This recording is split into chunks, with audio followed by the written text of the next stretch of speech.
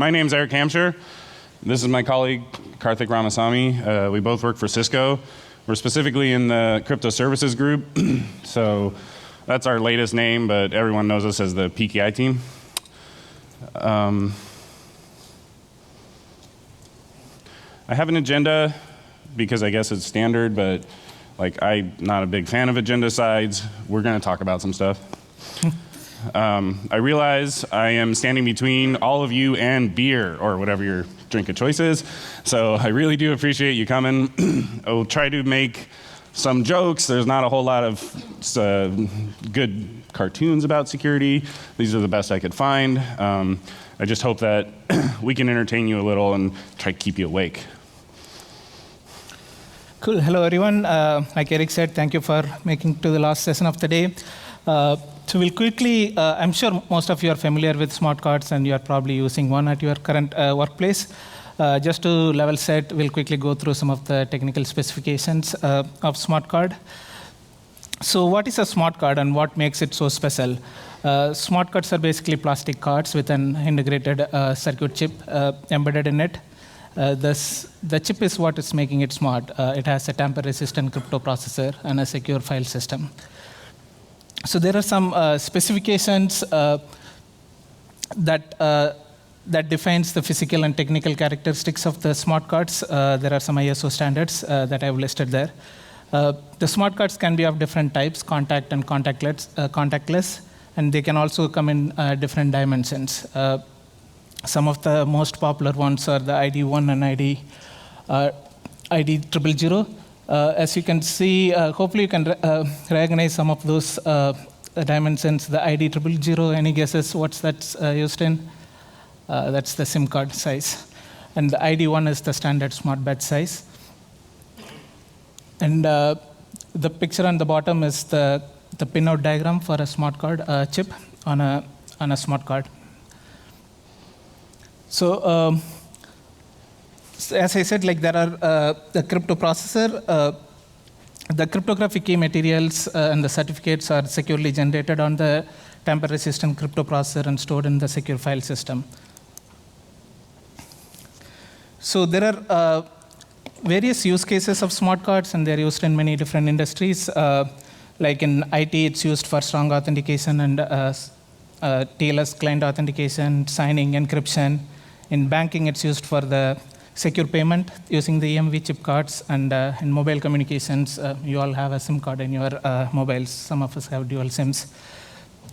So what we're going to talk about today, it's going to be just IT. We are not looking at replacing the other use cases of smart cards with the technology that we are going to describe today. So most of today's discussion is going to be about how to replace some of these IT use cases with a bring your own token model. I think this is a little outdated slide. Yep, it's outdated. We got the wrong copy over there. Okay, that's fine. So actually, I wanted to specify two different standards here. Sorry, we don't have the latest slides here. So when it comes to the strong authentication use cases, there are two different standards that kind of standardized the way industry is using the smart cards for these purposes. One is the PIV that I have mentioned here. There is another one called CCID, Chip Card Interface Device. The CCID basically defines how the smart cards can be connected to a computer using the standard USB interface. So it gives all the specifications like that every card manufacturer should follow. And the PIV standard was published by NIST, National Institute for Science and Technology. That's a US federal government agency. So they have published the set of specifications for the federal government employees and contractors to get physical and logical access to federal facilities and IT resources. So the PIV standard was initially written as part of the FIPS 201 document published in February 2005, and it was later revised in August 2013 as part of FIPS 201-2. So most of the cards, the smart cards, and also the hardware USB token devices that you have these days would comply with both the CCID and the PIV standards. And the PIV standard also specifies some of the standard slots that should be there in a smart card. So those are the different slots. The standard slots that used mainly for IT strong authentication use cases are the slot 9A. That's what is used whenever you are using a smart card to log into your Windows or a remote server. You are using a key in the slot 9A. And slot 9D is used for signing or encryption. If you are doing a SMIME email signing, you are using a key in slot 9D. So the last set of 20 slots that's there for retired key management, it's specified as optional slots by the PIV standard. So not every card manufacturer supports those slots. Okay, that's it.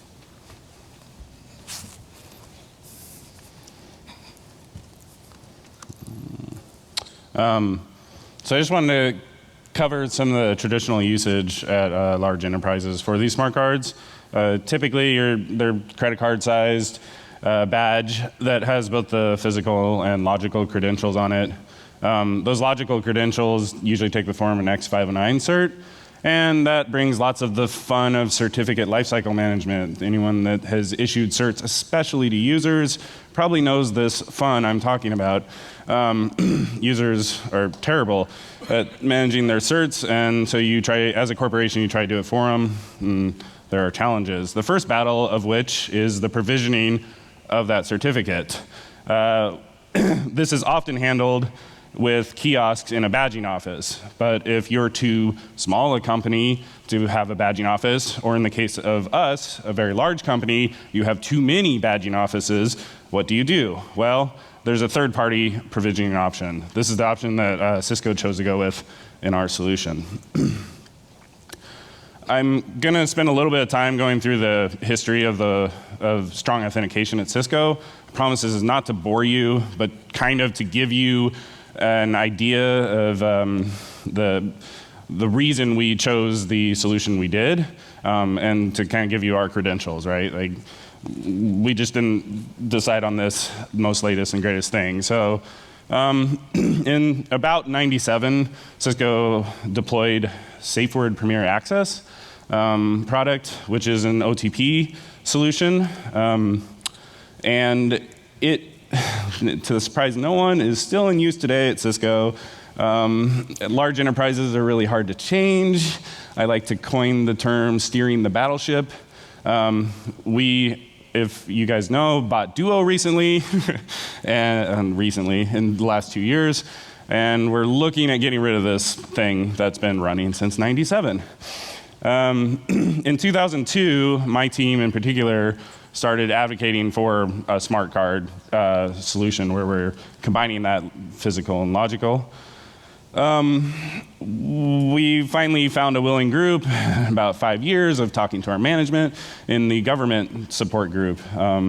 This seemed to be a natural fit with government, especially the US government, around the same time requiring what they call a CAC card, and it's also a smart card. So we're like, let's do that. That seems cool. The government support group, it was about we were successful. We gave them all badges, about 300 users. The company grossly underestimated the resources required to manage the card management system, or CMS. And not enough attention was paid to that guy, so it kind of became a failure. And that's where we decided to try this a bigger audience and take out us managing the card management system. And that's where we contracted with a company to do the provisioning. So they would print the badges for us, put the cert on it for us, and ship it to the users wherever they were. We did the pilot in 2011, 2012. We actually went live with that service for the company. It came with a cross-charge to cover the cost of the badge. And at the same time, we rolled out what we call the admin tokens. This was actually mandated for all of our Windows administrators. to use, and it's the second picture there next to the badge. It was just a SafeNet e-token. It was required by them to use that guy for authenticating to their admin account for any Windows boxes. This is about 2,000 users, and still in place today.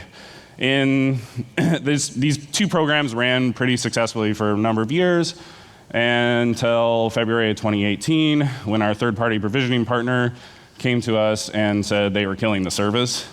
Like, it wasn't worth it to them. They weren't making enough money or something.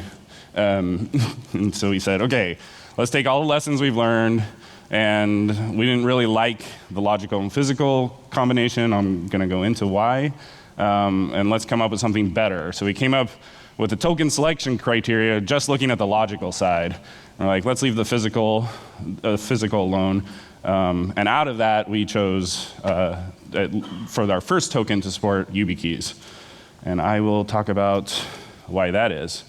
But first, let's visit why we didn't like smart cards. We got, as you could see, many years of experience with it, but what was so bad about them? Well, the kiosk thing, so you got to deal with the provisioning part of the certificate lifecycle thing, right? And neither option was great. So we had the kiosk option, which worked pretty good for the people on site if they worked in an office, but Cisco being what we are, we have many remote workers. So the third-party provisioning service worked great for those guys because they had to get shipped everything to their house or wherever they worked anyways. But we also ran into many support issues related to the card readers. Everyone loves dongles. Thank you, Apple. And so you would have your badge, and you would need a dongle to actually interface with your computer for it. It also, well, Microsoft has pretty good native support for smart cards. The rest of the OSs usually need some middleware. Again, thank you, Apple. And they're good at messing this up. You're beholden to that OS and the vendors for that middleware to interface with the card. With the combination of that physical and logical, we dealt with the lost misplaced cards issue. What happens if your employee shows up and forgot his smart card at home? He can be issued a temporary badge, but there's a lot of complexity in issuing them a cert that's good for that day and getting it on the card that identifies them, disables their other cert. It gets really messy really quick. Our solution to that was go home and get your badge if you need it to log into services. And finally, the fun with certificates is they all expire. So what happens when that expires? Are we helping the employee and shipping him a badge, noticing that his cert's about to expire on it? Are we relying on them? All the certificate lifecycle management fun. Okay, so with all those limitations and the challenges that Eric just went through, so we basically wanted to find alternate solutions. And so our attempt to fix some of those problems is basically we had three main goals. We wanted to separate the physical and logical access portions, and the way we wanted to do is instead of using a traditional smart card, go with a USB security hardware token. That supports both the CCID and the PIV standards that we talked about earlier. And then we also wanted to avoid any third-party in between to do the provisioning. We wanted to enable the Cisco employees and contractors to provision the certificates on those tokens that we bring on their own. We wanted to enable the self-provisioning and management of the certificates. So, I mean, that sounds very simple, but the challenge is in identifying the tokens that can support all the requirements that we have for the self-provisioning. The main challenge is when you have the advantage you had with smart card provisioning system is that the key material and the certificate was provisioned by an admin. The user was not dealing with that. So you can trust the provisioning process. If you have a trusted vendor, the key was securely generated on the smart card and the certificate was provisioned securely. But when you enable bring your own token, how do you trust that user has actually generated the key on the token and it's not exportable? If the token that you are choosing, if it does not provide the features required to technically validate those constraints, then it's going to be hard. Like you have to either write software controls to enable that. So that was the challenging part for us. So that's why we came up with this token selection criteria that Eric briefly mentioned about. And we set, like, apart from the P1 CCID standards that we already talked about, we also wanted to define some other requirements related to how to enable self-provisioning, how to make it,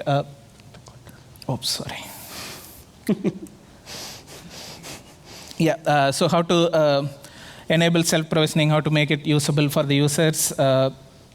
So these are some of the requirements that we came up with. So first thing is obviously be compliant with P1 CCID standards and use the latest approved crypto mechanisms. And then also look at the support for the drivers and the middleware software that's needed by the token. We, like at Cisco at least, we use like Windows, Mac OS, and Linux commonly. So we wanted to make sure that whatever the token that we choose have support for all the commonly used operating systems. And around this time, like when we started looking at this solution, we were using multiple types of second factor authentication. We were using OTP, we were using FIDO or U2F, and we are looking at PIV now. So we wanted to have a token that supports all these different protocols in a single form factor. And then we also wanted to make sure whatever the token vendor that we select, they provide periodic security updates for any vulnerabilities found. For example, the Infineon RSA key generation vulnerability in the Infineon chips. And finally, we also wanted to make sure whatever the token that we select is affordable and reliable, and also wanted to make sure it's readily available for users to go and purchase, right? If I wanted something, I should be able to go run into a store next to, closer to me and be able to get it within an hour or something. So those are the different requirements that we had. And so once we, I think based on all those evaluations, we basically, so we did this evaluation towards the end of 2017, early 2018. And at the time, the only tokens that met our criteria was the YubiKey 4 series with firmware version 4.3.5 and above. The ones before that in the 4 series had some vulnerabilities with the Infineon chip issues. So we went with the YubiKey 4 series initially, and then later on we also added support for the YubiKey 5 series. So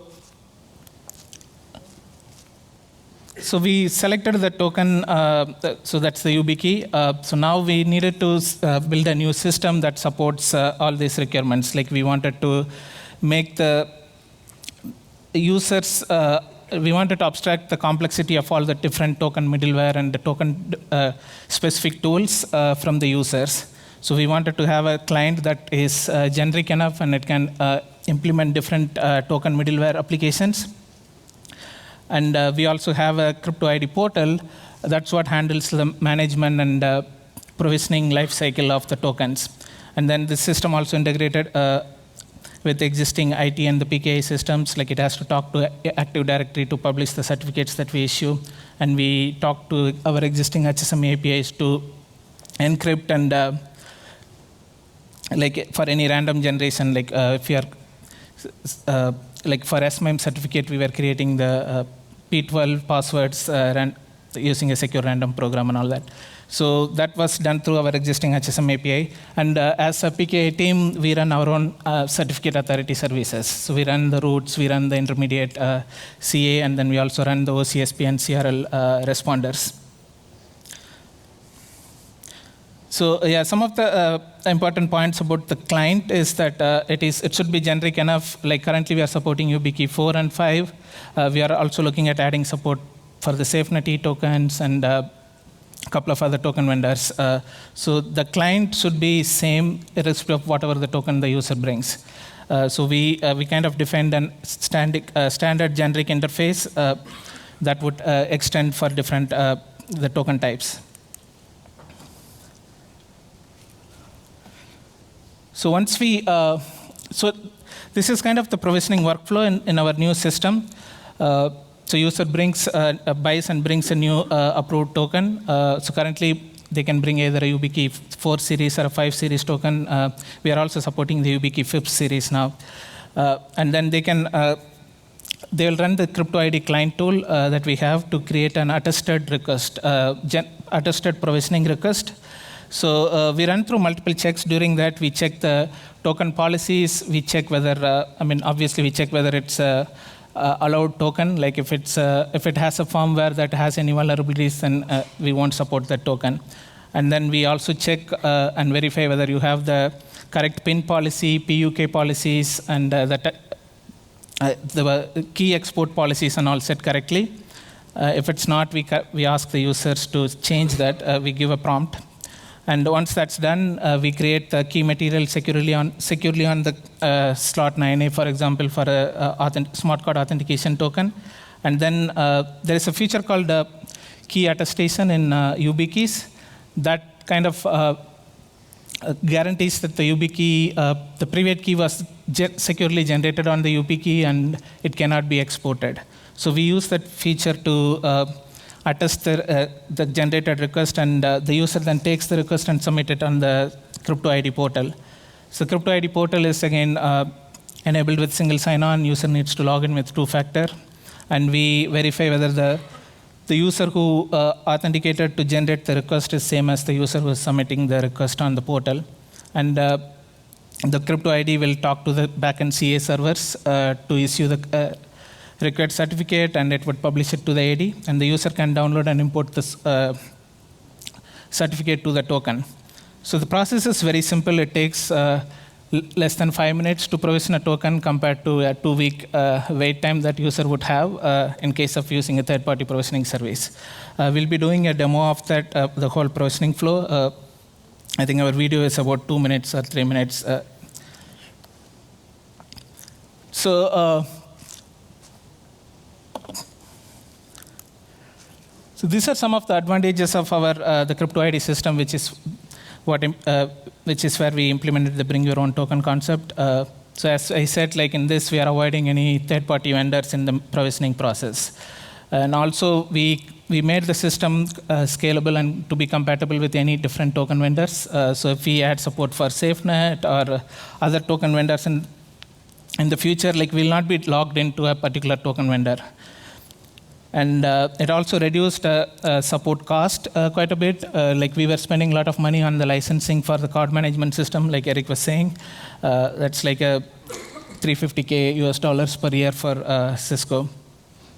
And now that we are using the bring your own token model, and we are making sure like we are keeping up with the security advisories that the token providers post. And you also have the opportunity, if there is a vulnerability in your token, we have a token inventory of all the different token models and what firmware versions that the users are using. So we have the ability to go revoke the certificate selectively. Okay, if we are using a token like say YubiKey 4.2.3, then I'm going to revoke your cert. You have to go get a new token. So we can easily revoke the certs and make users to get new tokens.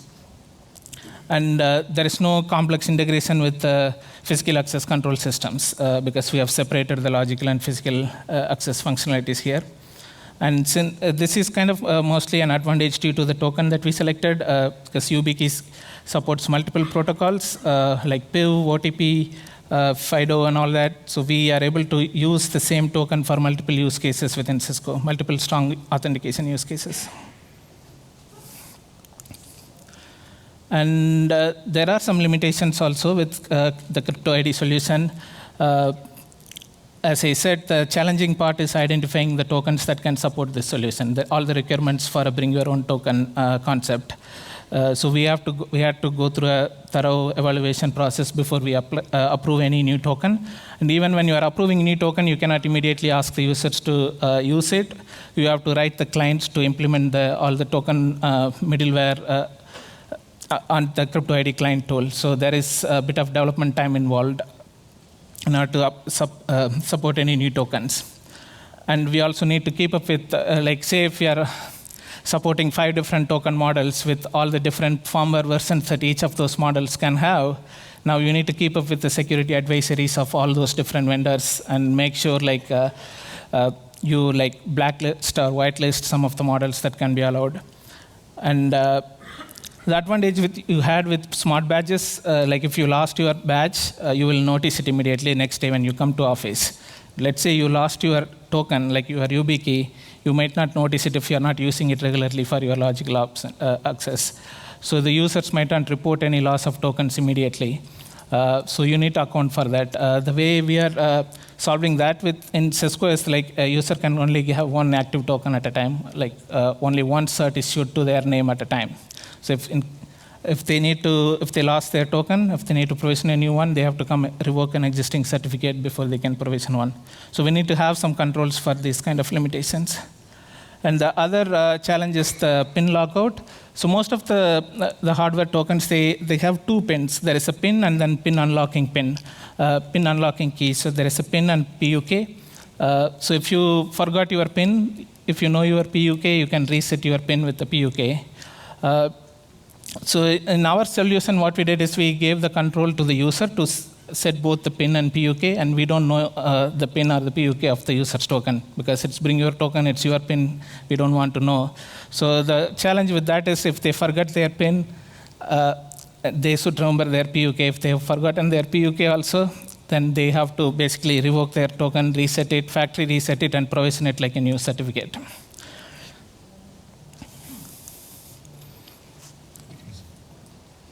So these are some best practices and recommendations, again, based on our implementation.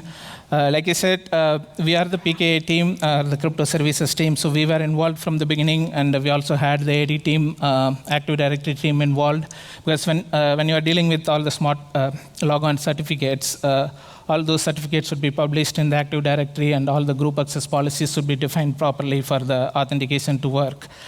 So we have to get all the right teams involved from the beginning. And we should control what token models, firmwares, and the versions are allowed. As I talked about, like the UB key had a vulnerability. It was affected by the Infineon chip vulnerabilities, where there was a weakness in the RSA key generation.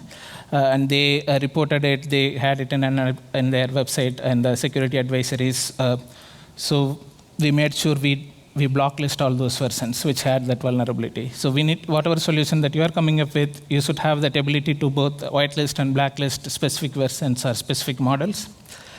And in order for you to be able to do that, you should be able to monitor. You should be monitoring all the advisories of the supported token models. And then you should also define and enforce what crypto mechanisms and algorithms and key sizes that you want to allow in your environment. And you need to also manage the PIN policies. So you can set like what's the minimum length for the PIN and the PUK, and whether you can allow the PIN and PUK to be the same. So you can define all those policies. And the other thing is, again, this being separating the physical access and logical access, you need to make sure, like when an employee leaves the company, you need to make sure you have some automated process to revoke their token certificates. They might be having the token with them when they are leaving the company, but you should at least revoke the certificate. And you should, I think I already mentioned about the attestation capability. Ensure the tokens that you are selecting has some kind of attestation capability in the hardware. If not, you need to make sure you are writing that in the software in the client that you are writing. And this is specific to the SMIME certificates. In Cisco, for the keys, private keys for the SMIME certificates, they are not generated on the hardware. We actually generate it on the back end on a HSM, and we escrow the private key, mainly for any legal obligations. Like you might be asked to decrypt a particular employee's email, like maybe after he left the company, if there is a legal requirement for that. So just the SMIME certificates we escrow. So if you have to comply with any legal requirement for that, consider doing that. But make sure you properly generate those keys in a hardware security module, and you protect them with encryption. Okay, next, Eric will cover the key takeaways. So the thing we wanted to get out of this talk, which by the way, we have a white paper releasing with this, with all the details, all the commands we used in our client wrappers. So if this felt a little light on technical details, hope you can tell from the demos and whatnot, but it's possible for you to mandate the hardware token-based authentication of your critical or sensitive services at your work. We've done it with our Windows administrators. And as tempting as it might be, avoiding dependencies on those third parties is the best route. We strive to make our token solution, our solution token vendor agnostic or independent. We'd like to support more than one token, just not too many. And to do this in a fair, balanced way, we try and do the selection criteria. If you're a token vendor sitting in the audience, please include attestation features. It's probably our favorite thing. You've heard it said a bunch of times in this talk. It's our favorite thing about the YubiKey. Us security nerds get a huge boner when we can determine that the private key was generated in hardware and it's never left hardware. We love hardware. And then finally, there seems to be an opportunity here for enhancing the PIV and CCID standards. Things like attestation could be added to those standards so that we were doing it in a standard way, and then we could support even more tokens, and token vendors could choose to implement that standard. We would know how to deal with it. We could trust the attestation even further, because yay, PKI. So I was going to do live demos, but since my laptop is not talking to the projector, we have some backup videos.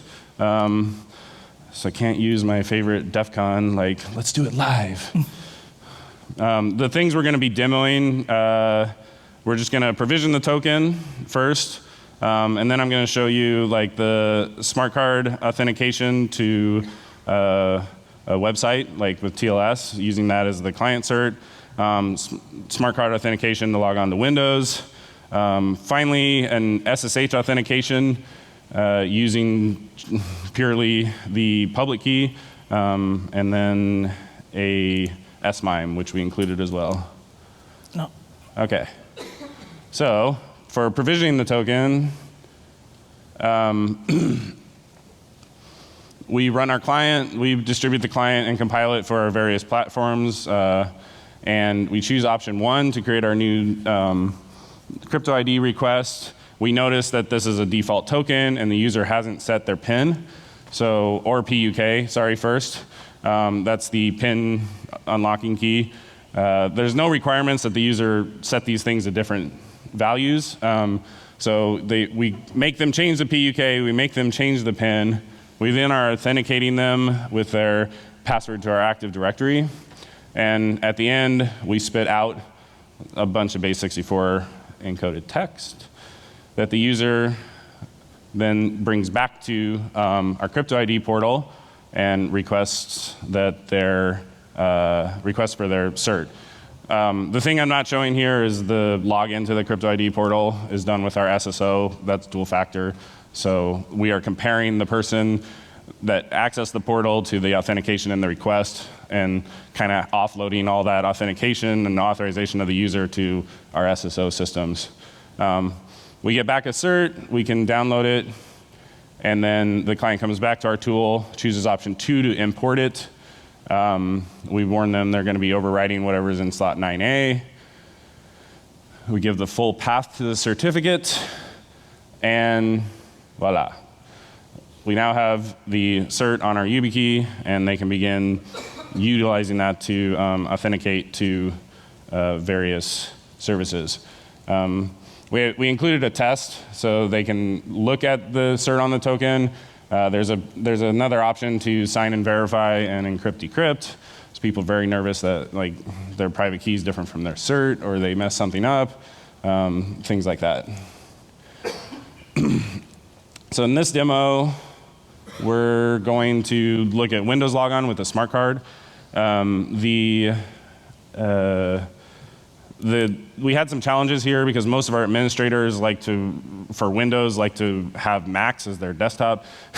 So with VMware, it's included with our white paper. You have to actually put the UB key in a dedicated mode. So the Windows VM can access the PIV slot on that UB key. And in this stage, we're just showing that we're not actually connected we haven't connected the YubiKey key to our VM. So Karthik's gonna connect it. And you can see the differences. You actually get 2 devices. You can connect the shared version, but that won't let you access the PIV slot. So we choose the dedicated one. And handy dandy utility to make sure that it's actually connected to our VMware built into our client. It found it. He can enter the PIN, and it should show the token status, or I don't remember if this was doing the signing. Yeah, this was mostly just to verify if a token is connected successfully. It's not necessarily needed if you're just trying to do the remote desktop. Yeah, so in this case, he demoed the signing and verification, and then we encrypt a random string and make sure we can decrypt that. So we can make use of that certificate for any use case. Yeah, just one thing to add, we have to go through this VMware, like running a Windows VM, because the remote desktop client on Mac, the Microsoft's remote desktop client on Mac does not natively support smart card authentication. So you have to run a remote desktop client on a Windows OS to do that. So here he's actually connecting to our example Windows box with RDP client, and it prompted him for his Smartcard PIN and that account. And when Windows finally does its thing and loads all its profiles, it's not as smooth as logging into a Linux box.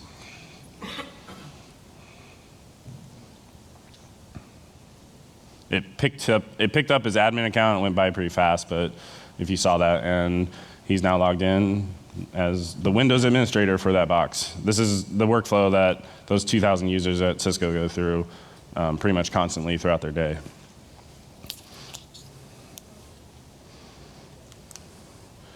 All right, this one, if you guys probably all use TLS. If you're not PKI geeks like us, you probably don't use a client cert very often. But it's a great way to actually have the web server verify the client. So this demo is pretty simple. I'm going to connect to a website that's enabled to prompt for my certificate. PKI nerd, I have tons of certificates installed. I'm gonna show that I'm picking the one on my YubiKey, and it will prompt for my PIN to do the signing with the private key. And voila, I just print out the details of the cert on this app and show I got it from our production CA. Yeah, I think it asks for the PIN only once. Like if you refresh the page, if you go again to the authentication flow, it won't ask you for the PIN again. It automatically loads the certificates that's cached. Although that's a policy you can set on the YubiKey or your tokens. We just, for users' convenience sake, we let them cache it. And finally, the SSH authentication demo. It's kind of outside the scope of this talk. SSH or OpenSSH guys kind of hate standard X509. So it's kind of a rabbit hole to get into how the best way to use SSH in terms of like a CA and a typical PKI infrastructure. And we might do another talk on this because the Duo guys at our company and a couple of the other cloud teams are issuing short-lived certs to their YubiKeys keys in a way, but all I'm showing here is the ability to use the private key from that YubiKey key, put it in an authorized keys file on a host, and SSH to it, and be prompted by that PIN. So you notice the first time I'm SSHing to my host, it's going to prompt me for my regular password and our dual factor, which is the YubiKey key also, by the way. But I'm going to take that public key generated from the corresponding private key on my Yubi and pop it into the authorized keys file, and log out of the host, and the next time I log in, it should prompt me for my PIN to unlock the YubiKey again, and I don't have to dual factor on that case, because I am kind of dual factoring already. So I specify my SSH client to use the P11 driver for the YubiKey, and there you can see the PIN is prompted for my certificate.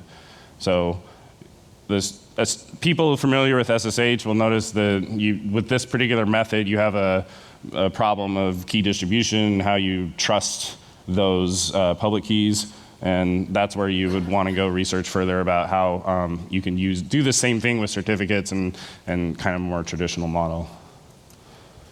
Yeah, if you don't have an automatic way to manage those authorized keys, you have the problem of, like, say, a user leaves the company, you revoked their certificate, but the public key is still the same, and he still has the YubiKey key with him. It's his key. He's not gonna return it back to the company.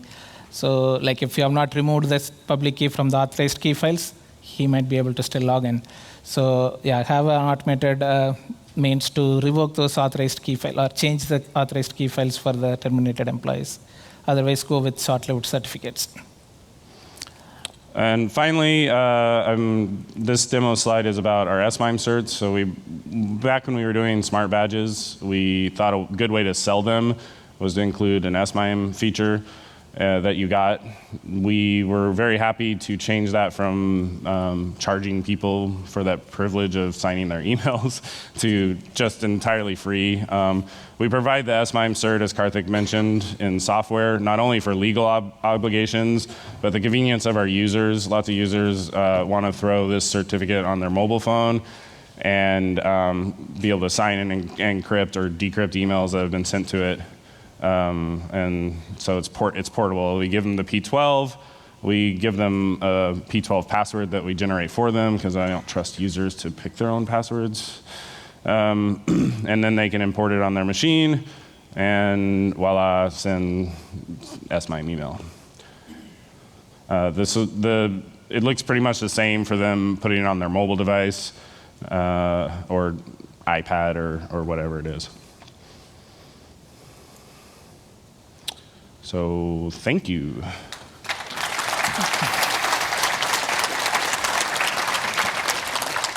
Time for questions.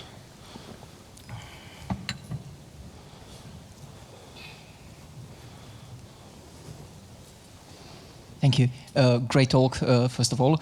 Do you use touch policy on YubiKeys?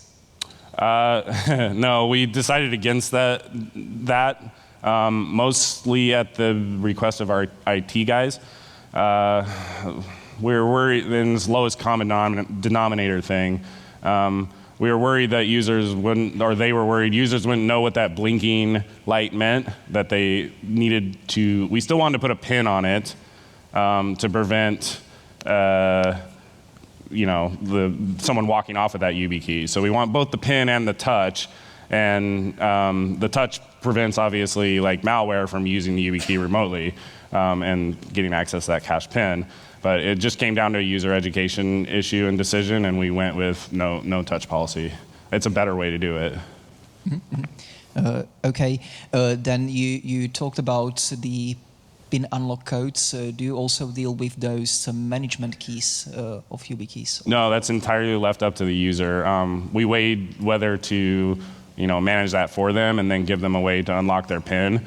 But really, as Karthik was saying, if they forgot their PUK or their PIN, we just ask them to reset the token entirely and start from scratch. Since it's entirely self-provisioned, they're empowered to do that, and they have to revoke their old cert and grab a new one. Yeah, and we make the revocation and reissue very easy. Like, they just go to the portal, revoke their existing cert, and then take another 2 minutes to provision it like a new token.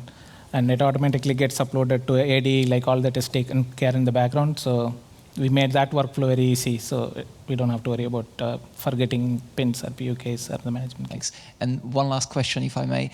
You said that you really liked key attestation. I like that feature too.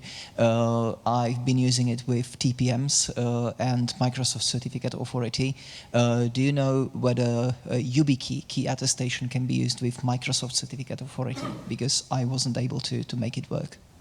So to have the Microsoft, if I understand, to have Microsoft CA validate the attestation that YubiKey provides? Yeah, like using the built-in interface in Windows for certificate. Yeah, I don't know. Like Karthik mentioned, we're PKI geeks and we wrote our own CA, so we're trying to kill Microsoft CA. We haven't tried it. Just out of curiosity. Yeah, sorry. Thanks. Any other questions? Oh.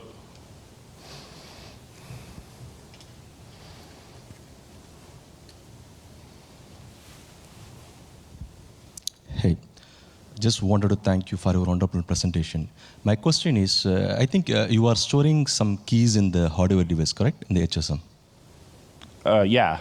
Like okay. we generate the like the P12 for the SMIME certs, as well as that password. We are generating those in our HSM and then exporting them out, and they're protected with a non-exportable, non-modifiable AES key on that HSM. Okay, so did you guys perform any, the side channel analysis? I'm sorry. In terms of the side channel attacks. Like on our HSMs? Yep. Because since you guys are storing the keys in the the trusted environment, but still there are a lot of the research are going towards the side channel attacks in terms of identifying the key through some power analysis as well as the time analysis. If an end user is supposed to lose or stolen by somebody else, so it's still there is a question, right? So our HSMs are on the back end, right? So we have like a lot of ACLs in front, firewalls in front, and like we use FIPS certified HSMs. So hopefully they are, not vulnerable to the side channel attacks. I don't think we have performed any specific tests. Did the ASIC pen testing cover some of the? Yeah, we've evaluated our HSMs to the best we can. I've been to some scary talks at the last Black Hat in Vegas, where they were successfully able to run code and attack HSMs, but it's kind of outside of the scope of this.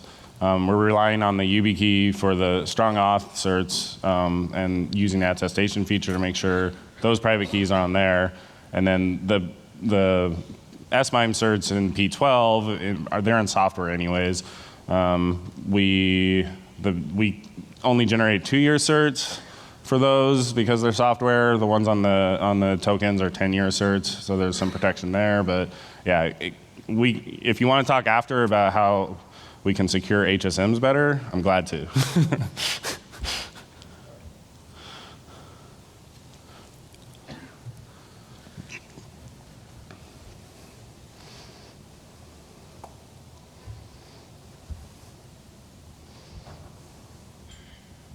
Sorry, was there any opposition from staff when they were told they had to pay for their own tokens?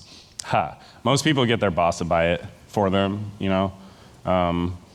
so we're not asking them to spend their personal money, really. Especially when they're Windows administrators, it's part of their job. Lots of times their boss will have spare ones to give to new employees. It's bring your own token, but when we were doing Smartcards, we had this whole cross-charging thing because of the way Cisco runs its business. My boss gets charged for every little thing that I use as a service, all the IT services, even the physical space.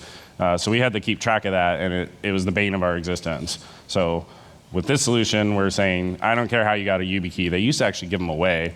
You get them at a conference and bring it to our solution, and we kind of divorced ourselves from that whole headache of dealing with the money and the shipping of all those tokens. Yeah, and we also made it available in our internal, we have an internal purchasing portal, where employees can go buy the software or the hardware that's needed for their purposes, and it's usually paid by the manager.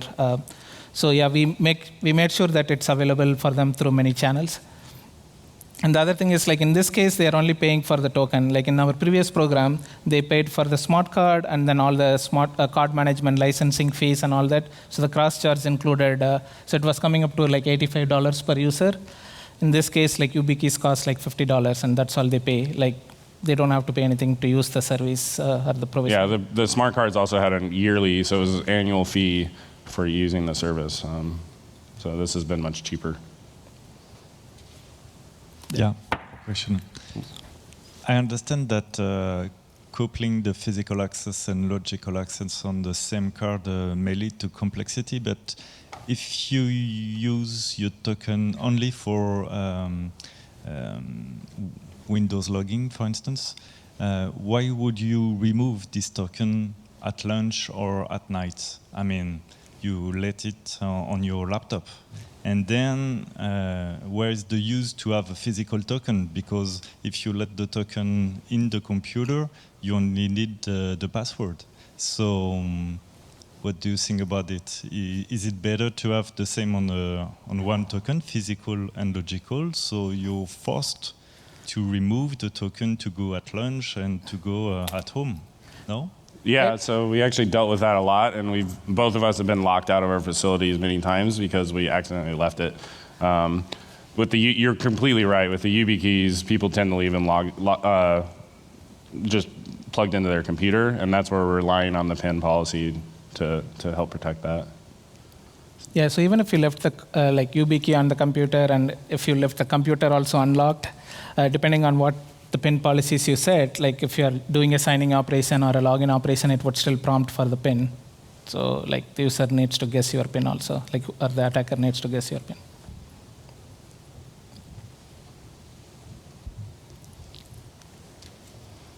Anything else? Let's go drink beer.